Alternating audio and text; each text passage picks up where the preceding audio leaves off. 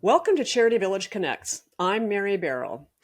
As Canada prepares to observe the 4th Annual National Day for Truth and Reconciliation, we're checking in with Indigenous nonprofit leaders from across the country and organizations that work with them about what, if any, progress has been made when it comes to how the wider nonprofit sector supports, funds, and collaborates with Indigenous-led organizations. Are legislative changes to how charities can work with non-qualified donees making a difference? Are Canadian foundations doing a better job of ensuring more funding dollars go to Indigenous-led groups? Joining me today to discuss these important issues is Jane Rabinowicz, Chief Executive Officer at the J.W. McConnell Foundation, after serving 3 years as Chief Program Officer. In her role, she's active supporting partners taking action on climate change, reconciliation, Indigenous leadership, and working to decrease systemic barriers faced by equity-deserving groups. Welcome to the podcast, Jane. Thanks for having me. Can you give us a little background on the McConnell Foundation's efforts to better work with Indigenous communities and Indigenous-led organizations, and how that led to your work with the Indigenous Peoples Resilience Fund? Sure. And thanks for focusing on such an important topic. So for us, it's really been a long journey. In March, I think 2023, we celebrated 20 years of working in reconciliation. So 20 years since McConnell made its first grant, and that was to the First Nations Caring Society. And so it's been a long journey, and it's a journey of relationship building, of learning, of granting, of investing. So really across the whole organization, our staff, our board, that has led us to make reconciliation one of our 3 main granting focus areas. And that led us to make the commitment of a $30 million capital transfer to Indigenous-led community foundations. So we made that overall commitment in 2023 with a first specific commitment of $10 million to the Indigenous Peoples Resilience Fund. And so why was it important that McConnell made the contribution as an asset transfer? Yeah, I think our commitment is to use all of the levers that we have at our disposal for impact. So I think when folks think about a philanthropic foundation, the first thing you're going to think about is the granting dollars. And of course, that's really important. People talk a lot about impact investing now. So how are you leveraging the way that you invest your endowment for impact and to advance your mission?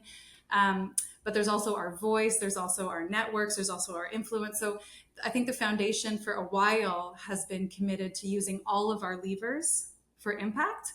And an asset transfer is a new one. So it's not an impact investment, it's not a grant, it's really about shifting resources from our endowment into the endowment of Indigenous-led organizations. And having an endowment, we know that gives us agency. So our board has the agency to decide how that money is allocated in community. If you're truly committed to Indigenous leadership and self-determination, then why not support Indigenous organizations in building up endowments so they have that agency to determine how to allocate those resources the way that they see fit. So I would say, again, a commitment to using all of the levers, and then that thought process about agency and self-determination and to support our partners in achieving that. And what reconciliation work did the foundation have to do internally to be in a space to make a gift like this? Yeah, I talked about the journey, and I think sometimes our society, we've been facing a number of reckonings recently, and in that context, it prompts you to want to act really quickly to address or redress historical and contemporary injustices. But I think it's more important to build up knowledge and relationships and impact over time.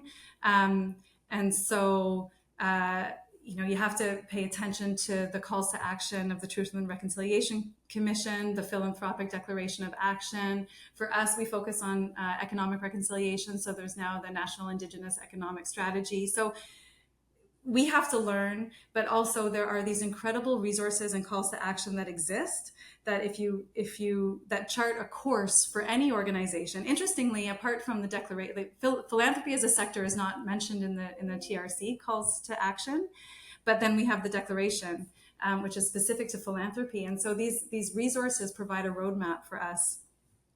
And I think the foundation, the internal work, understanding the legacy of trauma, understanding the systemic barriers, the injustices, digging into the resources that exist out there, allowed us to get to a place of readiness where this was it was a natural decision. I'm not going to say it was an easy decision, but it was an easier decision because of where we were at as an organization. And I want to emphasize both staff and board, because I don't think it works unless everybody is moving forward together. Can you tell us about any other initiatives you're working on related to funding other Indigenous-led foundations or organizations? Yep. So as I mentioned, reconciliation is one of our three main focus areas. So we have a program stream that's dedicated to reconciliation. The focus is economic reconciliation. And last year we updated our strategy to align specifically to the National Indigenous Economic Strategy and its calls to economic prosperity.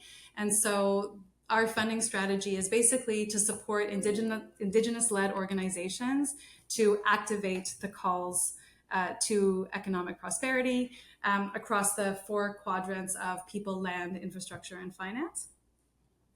So I can give you some stats. So in 2023, we developed partnerships with 12 organizations.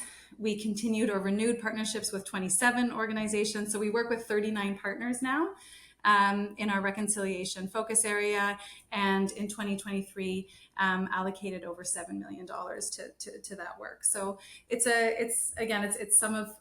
one of our core areas of work, working with partners coast to coast to coast. And, I know there's a lot of other foundations and nonprofit organizations and charities that are looking for better ways to work with Indigenous-led organizations and are trying to find their way. What advice would you give to other settler-led foundations who may want to do a better job of funding Indigenous-led organizations? Yeah, so I think so. A few thoughts on this one. I would recommend building relationships, and this is something that McConnell has focused on, but something that we can always do better. And it shouldn't.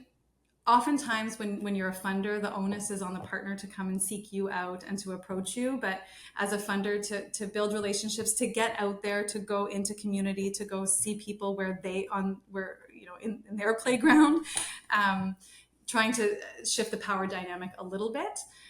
So building relationships, I think, be humble, coming from a place of an open heart and a desire to learn and a desire to unlearn and to engage. To not let fear of making mistakes prevent you from taking action. And so I've emphasized a lot, like learning and not rushing and taking time. But at the same time, if you focus only on your own learning, you could just be extracting knowledge from folks to whom you really should be making gifts. So this notion of acting and learning simultaneously. So not to act out of an impulse to make things better or for guilt, but acting with purpose and being informed, and then learning alongside that. So those two things at the same time.